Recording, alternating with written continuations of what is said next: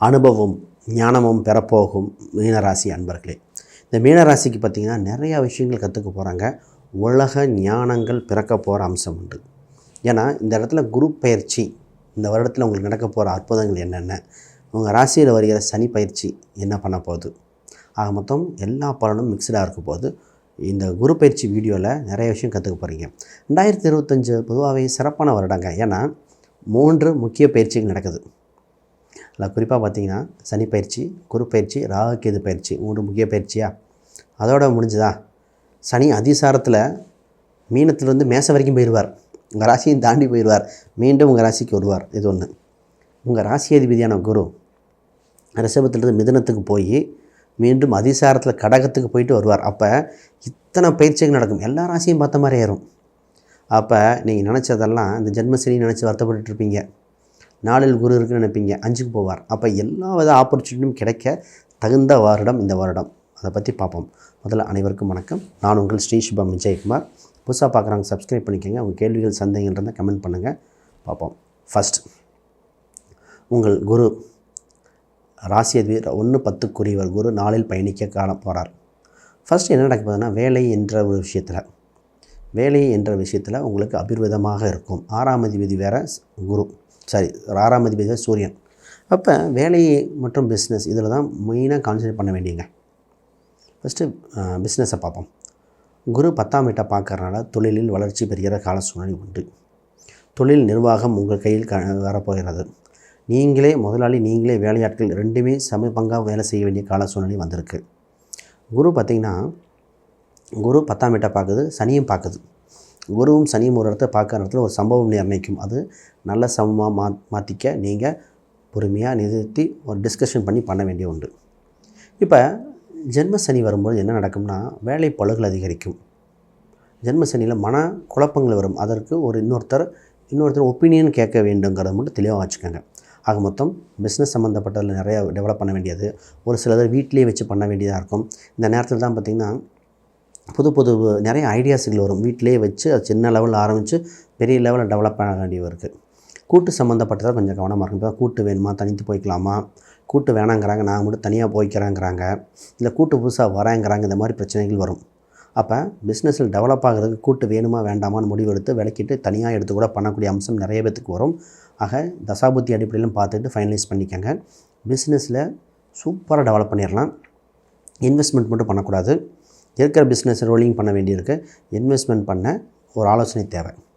அப்புறம் வேலை 6ஆம் அதிபதி பொதுவாகவே இந்த நேரத்தில் பார்த்திங்கன்னா, இந்த நேரத்தில் தான் கவர்மெண்ட் எக்ஸாம் படிக்கிறவங்களுக்கு வேலை கிடைக்கும். கேள்வி என்ன, ஜென்மசனியில் வேலை கிடைச்சுமா? அவங்க தான் அனுபவத்தை கொடுப்பாருங்க. அப்போ இந்த நேரத்தில் group 1 for example group 1, group 2, group 4ன்னு வச்சுக்கோங்களேன். நான் குரூப் 2 படித்தவங்க குரூப் 4 எக்ஸாம் எழுத சொன்னேன் போன வருஷம் கும்பராசிக்கலாம். அப்போ என்ன நடக்கும்னா, பொதுவாகவே இந்த மாதிரி எக்ஸாம் எழுதும் பொழுது என்ன நடக்கும்னா, ஏதோ ஒரு வேலை கவர்மெண்ட்டில் கிடச்சிடும். உள்ளே என்ட்ரி ஆகிட்டு திருப்பி படித்து மேலே போகிறது. அப்போ உங்களுக்கு அரசுக்கு நிகரான வேலை வாய்ப்புகள் உண்டு. காம்படிட்டிவ் எக்ஸாமில் வேலை வாய்ப்பு உண்டு. வேலையை பக்கம் பார்த்திங்கன்னா கொஞ்சம் ப்ரெஷராக இருக்கும். இருந்தாலும் இறுதியில் உங்களுக்கு சுபிச்சமாக இருக்கும், உங்கள் கண்ட்ரோல் இருக்கும். நீங்கள் கீழே வேலையாட்களுக்கு சரியாக வேலையை பிரித்து கொடுத்து வாங்க வேண்டிய வேலை எல்லாமே உங்களுக்கு தான் ரெஸ்பான்சிபிலிட்டி, பொறுப்புகள் அதிகரிச்சிடும். நீங்கள் செய்யுங்கன்னு. அப்போ நீங்கள் அந்த வேலை சம்மந்தப்பட்டதில் ஃபுல்லும் ரெஸ்பான்சிபிலிட்டி எடுத்து நீங்கள் தைரியமாக பண்ணலாம். சொத்து சம்மந்தப்பட்ட சிந்தனைகள் வந்துகிட்டே இருக்கும். சொத்து வாங்கணும், இடம் வாங்கணும், வீடு வாங்கணும். ஆனால் பணம் பற்றாக்குறையாக இருக்கும். பொதுவாக இந்த நேரத்தில் பார்த்திங்கன்னா அகலக்கால் வைக்க வேண்டாம். சொத்து, இடம், வீடு சம்மந்தப்பட்ட தேவைன்னா பாருங்கள். ஆசைப்பட்டு வாங்கக்கூடிய அம்சம் இல்லை. கால சூழ்நிலை கரெக்டாக அமைஞ்சு ரிஸ்க் எடுக்கக்கூடிய அம்சம் வரும்போது பண்ணிக்கலாம். அந்த கோச்சாரத்தில் குரு பார்த்திங்கன்னா 5ஆம் இடத்துக்குலாம் பயணிக்கும். அது கடகத்தில் வரும். அது எப்போ வரும்னா, அக்டோபர், டிசம்பர் மாதத்தில் இந்த 3 மாதத்தில் வரும். அந்த நேரத்தில் முயற்சி பண்ணிக்கலாம். அப்போ மற்ற கிளவராக பயன்படுத்தி பண்ணிக்கோங்க.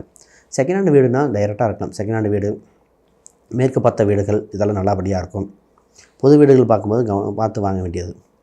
இதில் வாகனம் சம்மந்தப்பட்ட விருத்தி, வாகனம் சம்மந்தப்பட்டதை கொஞ்சம் பார்த்து வாங்க வேண்டிய அம்சம் உண்டு. இப்போ தந்தை வழி உறவில் இருந்த பண வருவாய் வருகிற காலகட்டம். உங்கள் வாக்குப்பளிதம் அதிகரிக்கும். சனி வந்துட்டாலே வாக்குப்பளிதம் வந்துடும். வாக்குப்பளிதம் அதிகரிக்கக்கூடிய சூழ்நிலை உண்டு. அப்புறம் இதில் பூர்வீக ரீதியான சொத்துக்கள் சம்மந்தப்பட்ட விஷயங்கள் கொஞ்சம் கவனமாக இருக்கும். பூர்வீக சம்மந்தப்பட்டங்களை கொஞ்சம் பார்த்து பண்ணிக்கலாம். பெரிய விஷயம் இல்லை. உங்கள் ஜாதகத்தை விட உங்களை பார்ட்னர் பேட்டில் போட்டு பண்ணலாம். குடும்ப பார்ட்னர்னால் யார்? அவங்களோட கலஸ்திரம். ஆணாக இருந்தால் அவங்க மனைவி, பெண்ணாக இருந்தால் அவங்க கணவங்க அவங்க பேரில் போட்டு பண்ண ஆரம்பிங்க, சூப்பராக இருக்கும். ஆக மொத்தம் உங்கள் இந்த கால சூழ்நிலை கிரக அமைப்புகள் உங்கள் குடும்ப உறவுகளை டெவலப் பண்ணுறனால அவங்க பேரில் போட்டு பண்ணிக்கலாம். ரைட். குழந்தைகள் தான் நல்லா டெவலப் ஆக போகிறாங்க. நீங்கள் கஷ்டப்பட்டு உழைச்சி குழந்தைகள் குடும்பத்துக்கு கொடுக்க போகிறீங்க. அவங்க வளர்ந்து உங்களையும் சந்தோஷப்படுத்த போகிறாங்க. குழந்தைகளோட படிப்புக்கு அவங்களோட திருமணம் சம்மந்தப்பட்டது சேர்க்கக்கூடிய காலகட்டமாக இருக்குது. உங்கள் கடின உழைப்புக்கு உறுதியாக பயன் இருக்கும். ஆக மொத்தம் குழந்தைகள் அதோட முக்கியமான விஷயங்கள் உங்களுக்கு நடக்கும். இப்போ செக்லீஃப் சம்மந்தப்பட்ட விஷயங்கள், செக்லீஃப் கொடுக்குறது, ஜாயிண்ட் கையெழுத்து போடாத நேரம். இப்போ யாராவது ஒருத்தர் கேட்குறாங்க, சைன் பண்ண வேண்டாம், செக்லீஃப் கொடுத்து ப்ராசஸ் பண்ண வேண்டாம். இது சிக்கலை ஏற்படுத்த வாய்ப்பு உண்டு. இதை ஆலோசனை செய்துவிட்டு டிஸ்கஷன் பண்ணி தான் பண்ணணும். இப்போ 11, 12ஆம் அதிபதி உங்கள் இதில் பொதுவாக மருத்துவத்துறையில் இருப்பவங்க சிறப்பாக இருப்பாங்க. அப்போ கணினி சம்மந்தப்பட்ட துறையில் இருக்கிறவங்க வளர்ச்சி அதிகம். கம்ப்யூட்டர் செக்டரில், ட்ராவல் இண்டஸ்ட்ரி, வாட்டர் இண்டஸ்ட்ரியில் சூப்பர் யோகம் உண்டு, அதெல்லாம் சொல்லலாம். மீடியா, அதாவது குறிப்பாக பத்திரிகை துறை, தகவல் கம்யூனிகேஷன் பேஸ் பண்ணி இருக்கிறவங்களுக்கு நல்ல வாய்ப்பு உண்டு. இப்போ யார் கவனமாக இருக்கணும்? ரியல் எஸ்டேட் சம்மந்தப்பட்டவங்க ஆலோசனை செய்து பண்ணணும். பணத்தை இன்வெஸ்ட் பண்ணுறவங்க, சினிமாவிலே பணத்தை இன்வெஸ்ட் பண்ணுவாங்க, டிஸ்ட்ரிபியூட் பண்ணுவாங்க, அவங்க கொஞ்சம் கவனமாக இருக்கணும் இந்த காலகட்டத்தில்.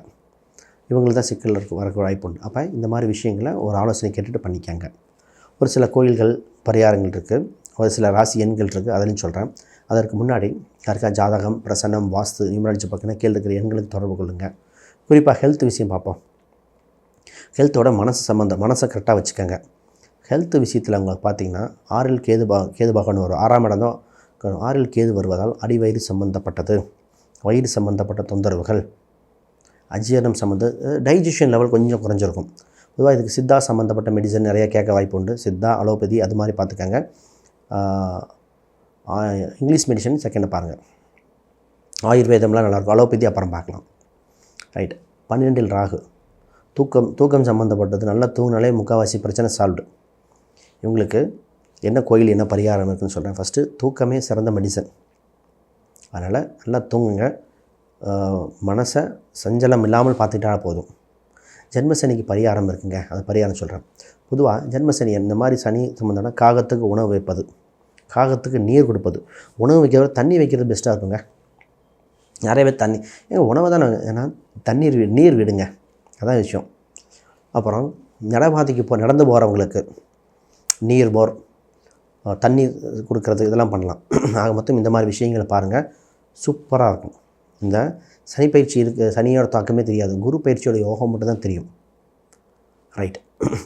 ஒரு சில ட்ராவலிங் இருக்குது, பூர்வீக ஊருக்கு சென்று வருதல். ஒரு சிலருக்கு பார்த்திங்கன்னா இந்த கடன் வாங்கினவங்களுக்கு வட்டி கட்டியவங்களுக்கு மேலே ஒரு வாய்ப்பு வரும், சாதகமாக பயன்படுத்திக்கங்க.